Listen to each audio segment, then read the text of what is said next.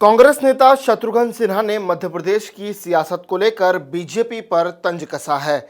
उनका कहना है कि मध्य प्रदेश में बीजेपी में तीन खेमे हैं, महाराज, नाराज और शिवराज।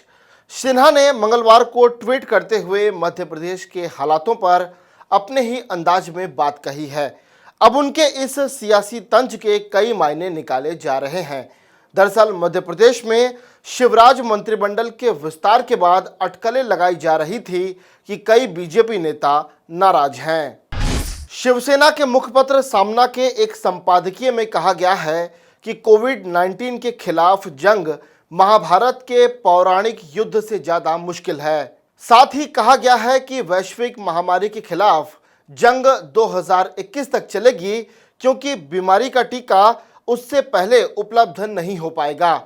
पार्टी ने विश्व में कोविड-19 के सबसे ज्यादा मामलों के लिहाज से भारत के तीसरे नंबर पर आने को लेकर भी चिंता व्यक्त की।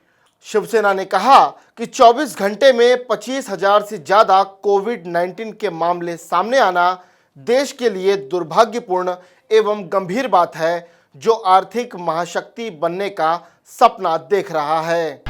भारत और चीन के बीच बॉर्डर पर तनाव को कम करने की कोशिशें जारी हैं। राष्ट्रीय सुरक्षा सलाहकार अजीत डोभाल ने चीनी विदेश मंत्री से बात की, जिसके बाद चीनी सेना ने LAC से पीछे हटना शुरू किया, ऐसी खबर है। लेकिन अब कांग्रेस नेता राहुल गांधी ने ट्विटर के जरिए सरकार से कुछ सवाल पूछे हैं, जिनमें भारत और चीनी विदेश मंत्रालय के अलग बयानों को भी शामिल किया है। राहुल गांधी ने ट्वीट करते हुए पूछा है कि राष्ट्रहित सबसे पहले है, भारत सरकार का फर्ज है कि इसका पालन करें, लेकिन पहले जैसा स्टेटस स्थापित करने को क्यों नहीं कहा गया।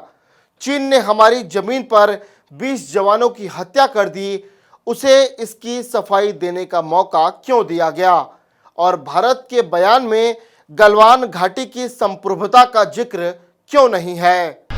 कानपुर एनकाउंटर में 8 पुलिसकर्मियों की हत्या के बाद से कांग्रेस यूपी की सरकार पर लगातार हमलावर है। कांग्रेस की महासचिव प्रियंका गांधी ने यूपी में बढ़ती हत्या की घटनाओं पर योगी सरकार पर निशाना साधा है। प्रियंका गांधी ने एक ग्राफ शेयर करते हुए अपने ट्विटर पर कहा है कि देश में हत्याओं के आंकड़े देखें तो उत्तर प्रदेश पिछले 3 सालों से लगातार टॉप पर है। हर दिन औसतन 12 हत्या के मामले आते हैं। 2016 से 2018 के बीच में बच्चों पर होने वाले अपराध यूपी में 24% बढ़ गए। यूपी के गृह विभाग और सीएम ने इन आंकड़ों पर पर्दा डालने के अलावा किया ही क्या है। मध्य प्रदेश में लंबी जद्दोजहद के बाद शिवराज सिंह चौहान सरकार के मंत्रिमंडल का दूसरा विस्तार हुआ, मगर अब विभाग वितरण को लेकर खींचातान मची हुई है।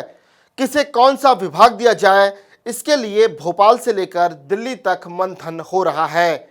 इस खींचातान के बीच बीजेपी के राज्यसभा सांसद ज्योतिरादित्य सिंधिया ने कहा है कि हमने कभी राजनीति में छल कपट का सहारा नहीं लिया, हमने पूरी तरह से बीजेपी को सौंप दिया और यही पार्टी मेरा परिवार है। अब खबरें पाइए सबसे पहले हमारे मोबाइल न्यूज एप्लीकेशन पर। एंड्रॉइड या iOS प्लेटफॉर्म पर जाइए, HW न्यूज नेटवर्क को सर्च कीजिए, डाउनलोड कीजिए और अपनी सुविधानुसार भाषा का चयन कीजिए। खबरों की भीड़ में अपने काम की खबर पाते रहिए।